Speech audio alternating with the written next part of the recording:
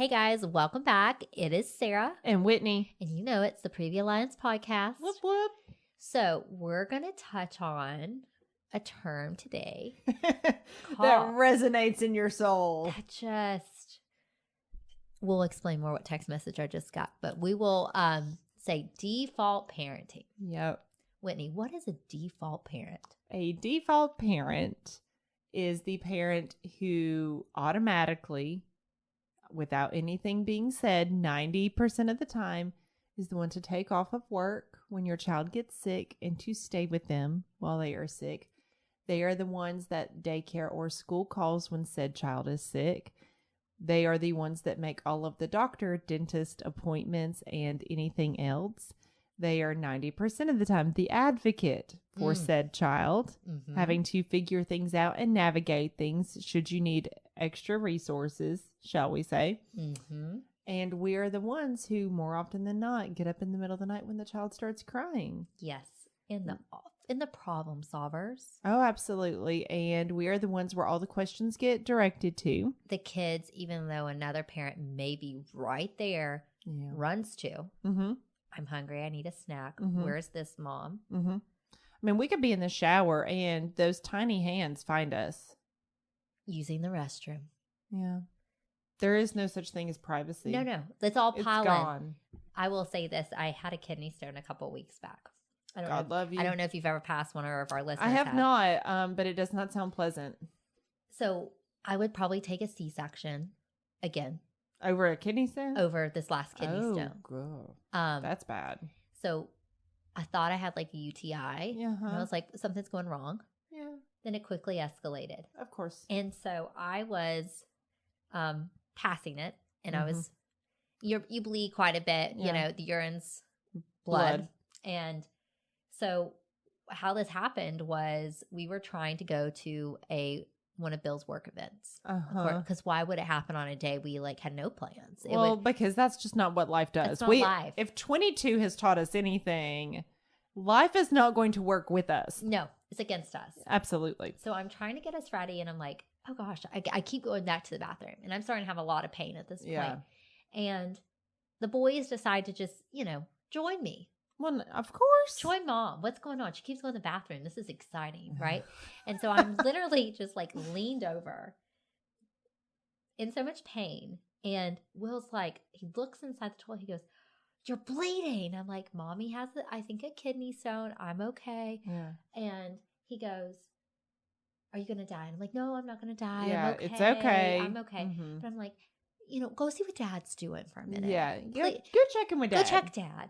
No. Wants to be like literally, this is epitome of like default. Like I am leaned over, passing a kidney stone with both my boys actively bleeding on my, like they're crawling around me. They're trying to roll the toilet paper. Yes, because why not? Why not? It's a new playroom. So we end up having to go to the hospital, and on the way into the hospital, Will decides to tell everyone that mom is bleeding from her penis. Strangers. We can laugh now that it's passed. He told a neighbor as we were like driving by. Okay, because he was like, hey, I'm going to wave at so-and-so. I'm like, sure. Mom's fine right at this point. It's just, I'm excruciating pain. Let's wave to a neighbor, Will. And he was like, we're going to the hospital. Mommy's bleeding out of her penis, and I'm just like, okay, this is life. Yeah, but just that moment, I was like, this is what default parenting to me hits so hard. Oh, yeah. Is that still, we didn't have babysitters or anything. Our family's not close. So, like, we have to take them when we go in for this. I couldn't drive. No. So, Bill had to drive. You also had to help buckle them into their car seats, didn't you? Oh, pack the snacks. Stop it, Sarah. Get an iPad ready. Make sure they peed. Because I was on the potty so much myself that I'm like, oh, y'all haven't peed this, fresh diaper, Yeah, all the things. All the things. Do you think they want Bill to carry them or hold their hand as they're walking into the hospital? No, they want me. Of course. So they're looking at me like, what's wrong with you? You look fine. I'm like, I'm a mom. And you're like, no, I feel like death warmed over, but cool. Let's do this. So that just was like my epitome. And of course, baby James is like, no, you're going to tote me on your hip, not dad's. Oh, baby James is like, this is my prime moment to need you. Of course. So he's Velcro baby. He he's my wild one, but it's them second kids. They get you. He gets me. I knew it from the womb. But, you know, even to the point of like the default hits hard where it's like groceries. Oh, we're out of milk. I got to get the milk. Will has a class party next week. Yeah, I literally need to order the cupcakes. Yeah, I'm literally the only one that puts things in the Walmart app for our grocery pickup. Same. And I took stock for school parties this upcoming week. Yes. Teacher gifts. Or even the fact that... Or all the Christmas gifts. Or everybody that they could say it to someone else says it to the mom. Right? I mean, perfect example. We're recording right now. I have one of my wonderful babysitters at the house. Bill's working from home today, but he did the handoff. But she's still texting me about questions when he is home. Let's not go to the next stream and ask those questions. And it's just the summary of default. Oh yeah. So it's the like, epitome. It doesn't matter. I feel like sometimes it doesn't matter what's going on in our own personal lives as like a person, not even mom. Yeah. Just like Sarah and Whitney. We still are going to be responsible for everything. Oh, yeah. And that's a lot. Always. I've seen my children walk past their father who's in the kitchen to come to me. Yeah. Doing something in a different part of the house. That's needed for the family. It's not like I'm doing my nails yes. in the bathroom, or having a little spa day. Well, I mean, and say that's luxury. We're not allowed to have that. No, Mommy, I need some goldfish. I'm like, you walked past your father, who's in the kitchen, where the goldfish are located, to drag, and it's just like, yes. So what do we do? Honestly, that's a very good question, because even then, very similar situations where my kids will walk past their dad and come to me and be like, I want a snack, I want to color, I want this, I want that. And I'm like, but he's right there. And he'll even say, before I say something, he goes, I'm right here. God love Bill. He's done the same thing. He's like, dude, why ask me? And he's like, I want mommy. I want mommy to do it. Apparently I can magically, grab the prepackaged goldfish a certain way that just they need. It hits different. The mommy hits different. The mommy magic. It does. So it's hard because I don't think anybody ever said that to me when I was pregnant. No one really prepped me for it. And I guess I was more resentful in postpartum of the default in postpartum. Oh yeah. It's so glaringly in our face because we've gone through labor and delivery and pregnancy. If you're breastfeeding, you're doing that. But even though I was a formula feeding mom, number one, I do actually have to focus on my breast health of drying up my supply and making sure I don't get mastitis. But also because I'm on maternity leave, who's making bottles every 2 to 3 hours? Whitney. Me. Sister friend over here is getting it all organized, pre-measuring the water in the bottles, having my formula right there. Or at least in the newborn stage, you get the tiny ones. And you're ready to roll. I'm here for those. Yeah. I'm here for that because it did save my sanity quite a bit in the newborn stage. You're the one who was making sure you had your diapers ready. Oh, yeah. Your wipes. Who has those on auto-subscribe on Amazon? Me. Always. And it's one of those, I do wonder sometimes, do the other partners actually get all that we do all the time? Household management is like a willow tree, and it has all these branches coming down always. Yeah. Always. There's more and more and more. 1,000 branches. And that's household management. That's not even including our work and our managing ourselves. Or our social life. That doesn't exist. It's like, oh, I'm so sorry. I read a text sometimes and I'm like, I don't respond for a long time and I feel bad. Yeah. But then I'm just like I said, things just blow up. It's life. And, that's a conversation that I just don't think is talked about. That it's hard. It's a burden. And I don't want it to seem like our children are the burden because they are not being the default parent is the burden. And it's not being a mom that's the burden. It's the things that are put on us to balance while we're being a mom. Oh, yeah. Well, again, and I've shared some in other episodes of just how hard the past few months have been in our life. So my grandfather had passed away and we went to his funeral, which was on a Saturday. we got home that afternoon and my 5-year-old popped a fever. Yeah. And it was low grade. It was like 99.8. So I'm like, and she had kind of the flu-y looking eyes. And I was like, oh, dang it. Now you got the flu.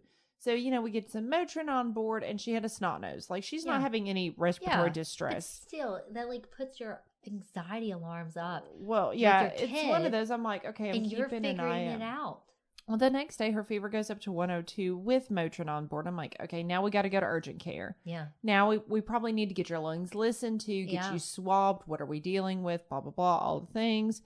So with that, I knew she couldn't go to school the next day because she had a 102 fever. Yeah. And she didn't need to go to school, you know? So who called out of work?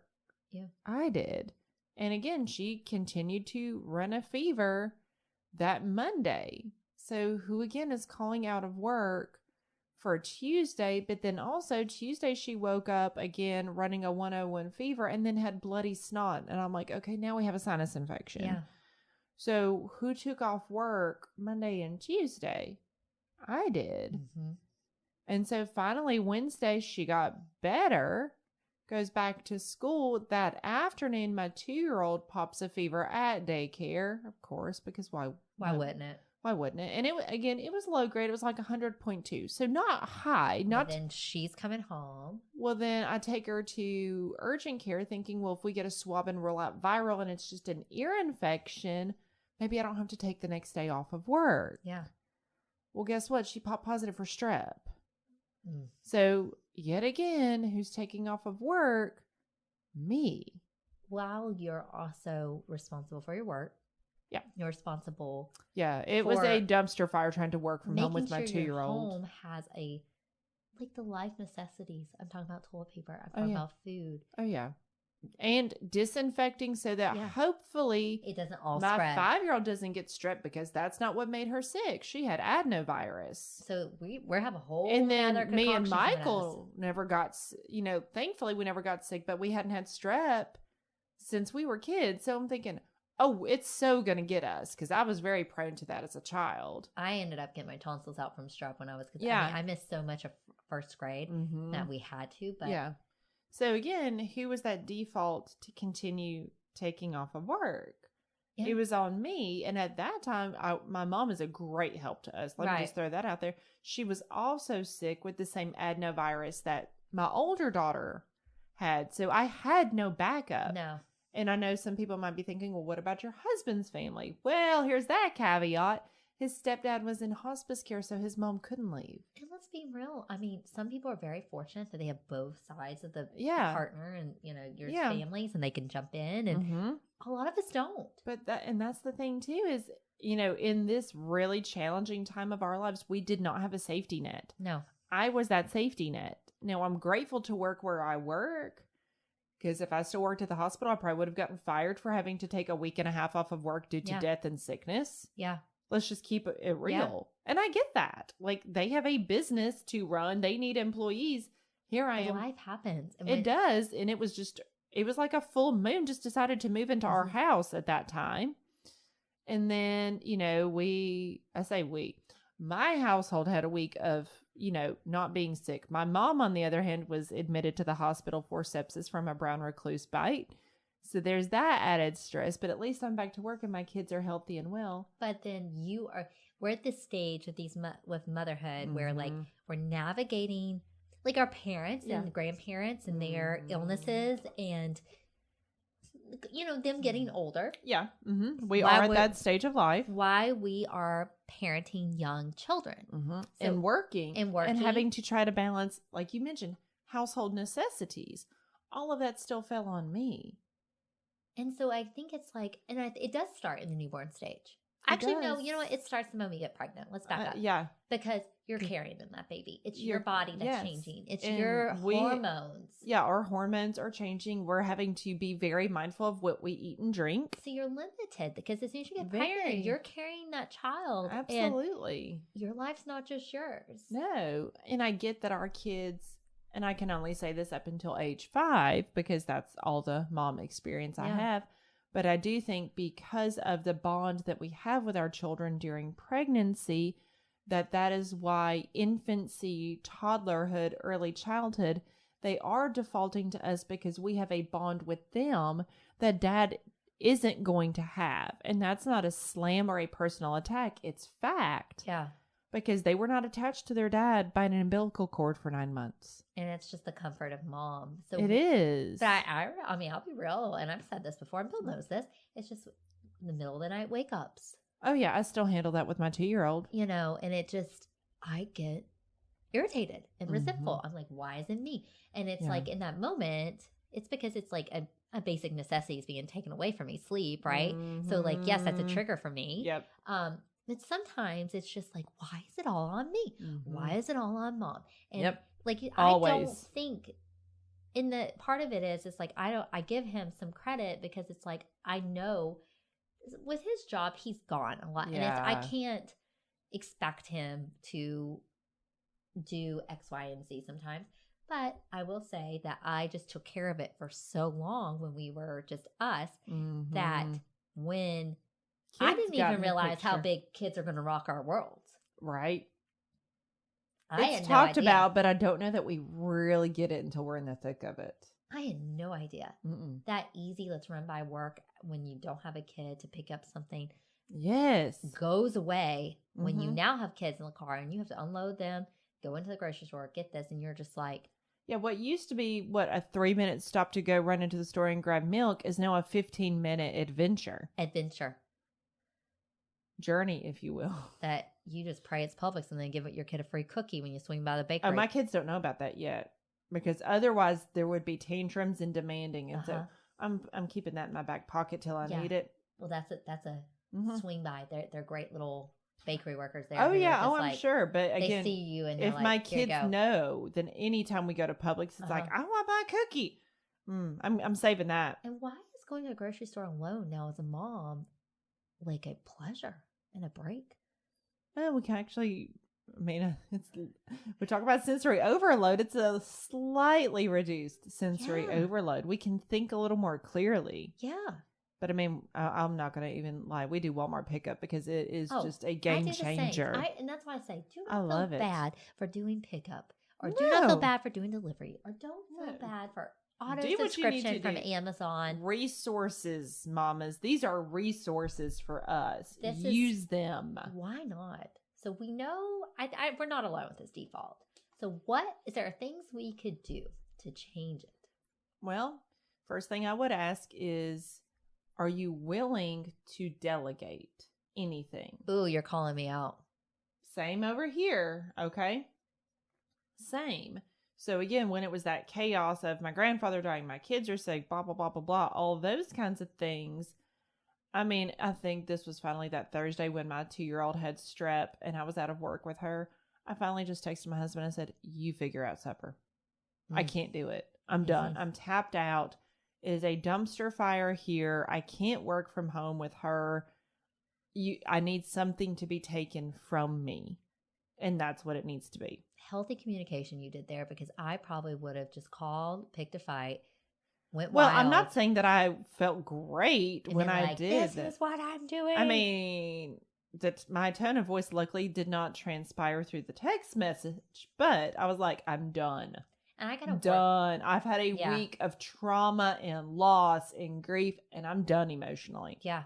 Done. And knowing that, and it's a learned process, but I'm trying to learn, because I usually get done and then it's like done. Yeah. I'm trying to catch myself early on and be better about communicating. Yeah. I'm not going to be able to handle this. Yeah. You need to. And then I have to let go of my expectations of how that's done once I've asked for help. Well, like I've said before, sometimes we got to do things easy. You know what my husband did for supper that night? Pizza. Hey. And it worked. Yeah. My kids were fed. Admittedly, my 2-year-old didn't want it because she had strep, but we had chicken noodle soup. He honestly just emptied that Campbell's into a bowl, popped it in the microwave, boom. Got you some soup, sis. Soup and popsicles. So delegate, communicate. Yes. Delegate what you are comfortable delegating. Now, is it going to be him doing our activity schedules? No. Probably not. No. But is it because he does work for a school system, so it's a little bit harder for him to get coverage for that kind of thing. Yeah. So yes, I am still the default on that, but honestly, probably what I should have done with all the Christmas parties is said, can you go to the store and just get cups and plates? Because that's what we signed up for kindergarten. And that's a mom trick. Get the cups and plates. Oh, yes. And napkins. Because I can buy that ahead of time. Yeah. And you're just done. Honestly, I can just leave it in the car. Yeah. I don't have to worry about forgetting it at home. I just leave it in the car. Yeah. Yeah. Totally. Mm-hmm. What else? I mean, I feel like. So I would also say this is where we need to utilize our grounding thoughts, because when we are the default parent, we tend to get overwhelmed. Yes. And angry. And angry. And so this is one of those, use those deep breathing skills. And benefit of the doubt here, I know this is not the case for all of our mamas, but remind yourself, use those grounding thoughts of, okay, my partner is not trying to avoid being the default parent. Now, I know that there are some partners out there that do. And there was a term I saw on Instagram. I follow her account. She's a like, she does those comics. Learned incompetence. Mm-hmm. Yeah, learned incompetence. Sometimes that is the case. And that's basically, if I play dumb, yeah, she'll do it. Mm-hmm. Because it's almost a way of enabling that behavior. Mm-hmm. And sometimes you just have partners that are selfish. Yeah. Let's just call it for what it is.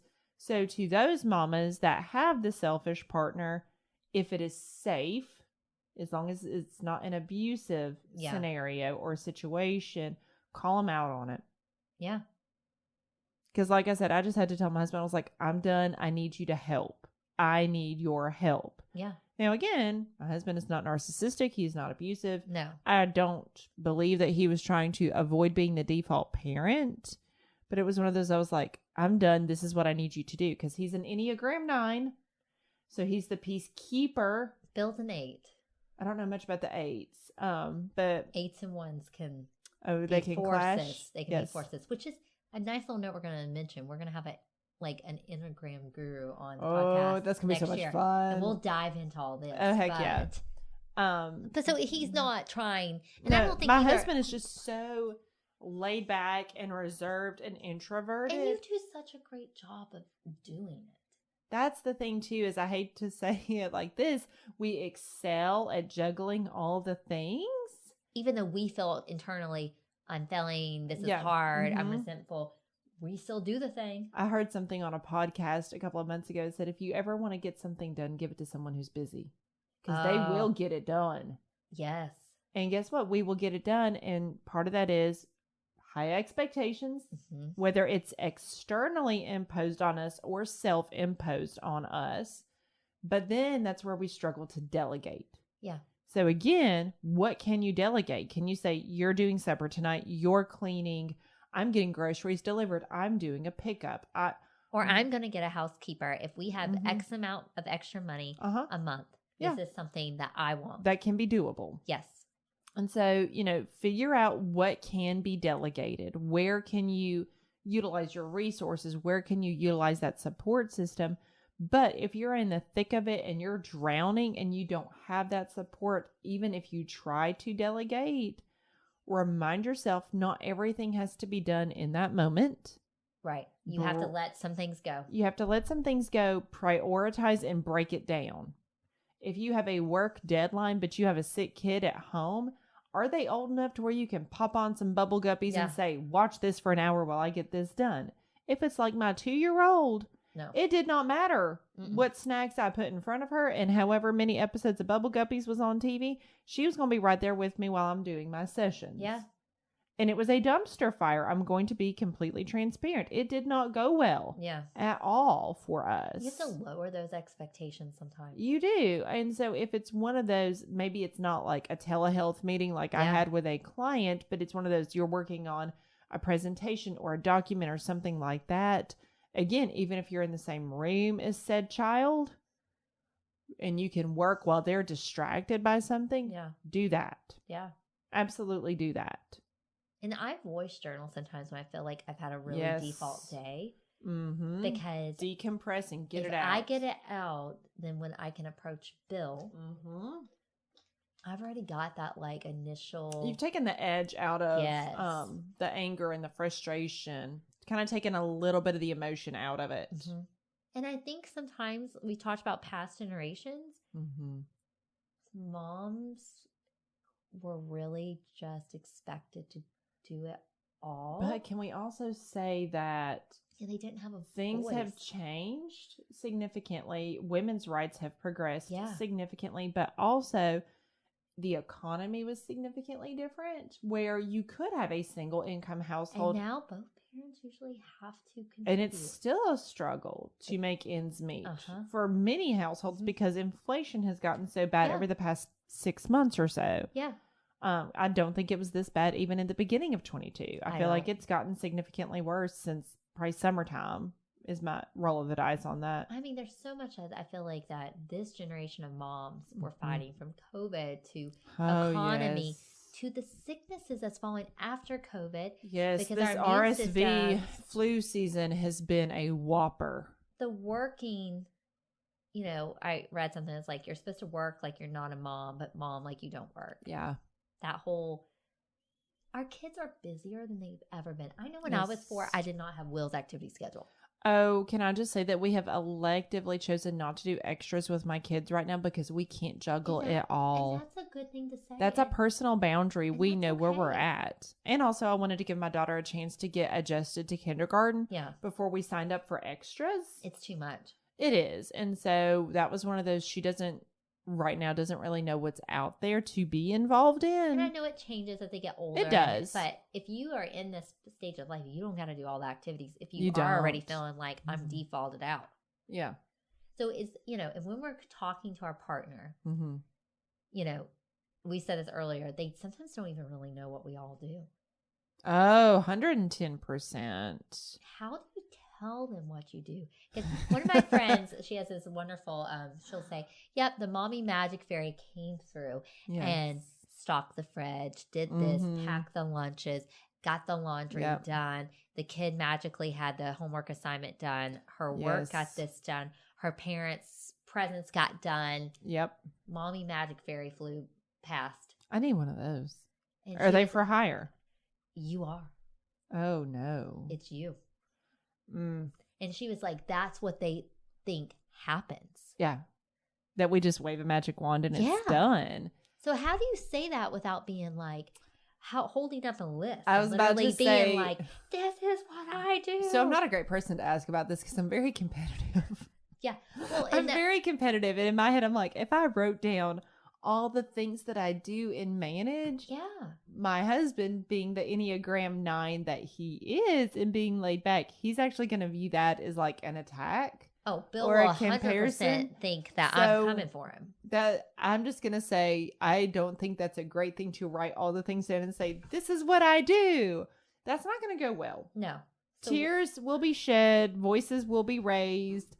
I'm going to say that's not a great option. No. But y'all know your own family dynamics. So you do you, but hear my word of caution that probably won't go well for people. I've done something similar in the past. With not exactly a default parent, but with a let me show you. Yeah. All the things. And that didn't, I get it. Did not go well. Let's just learn from our I would advise to not do that. So what can you do to feel like you're being seen or help you without that whole, you ain't doing X, Y, and Z. I am. So one thing that I really would encourage is to figure out if words of affirmation is your love language. I love to hear I'm doing a good job. Well, we're Enneagram 1s. Of course we do. We need that external validation so our inner critic can be quiet. Oh, yeah. Thank you. Legit. Thank you. Let's look at this. Or that kid. It's a personality thing. Inner child. We need that external validation. Maybe we didn't get that growing up and now we're seeking it by doing all the things. Oh, I know. Ooh, we went deep there for a second. So telling your partner, hey, I don't expect you to do all the things that I do, but can you just tell me that you see it and you appreciate it and that you're willing to help where you can? Yeah. And that helps. Now, is there still going to be days I'm just like, do you see what I've yes. done? Yes. Well, we're human. We're going to get overwhelmed. We're going to get that sensory overload. We're going to get tapped out. And so we're going to get frustrated. Yeah. Because again, one of those kind of side effects of the feelings of overwhelmed is frustration and anger. Mm. And in those times, don't go to social media because that comparison trap will get you again. And again, even looking, you don't even go to social media. You don't have to. I know sometimes, even carpool line, I'm like, I see so-and-so here picking up all the time. If I see a dad, I'm like, how does that dad get off every day? How does that work? How does that work? Or I will say, I see it at the park. So I'm like, how does that work? Yeah. But I don't know what he doesn't do. Exactly.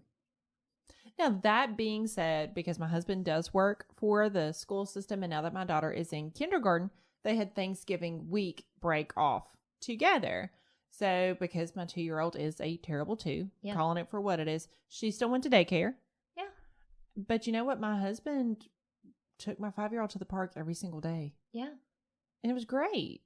And I didn't ask him. They need that time. Yeah. And I didn't ask him to do that. Yeah. He could have opted for them just to stay inside the house and do TV all day, but he didn't. He took her to the park.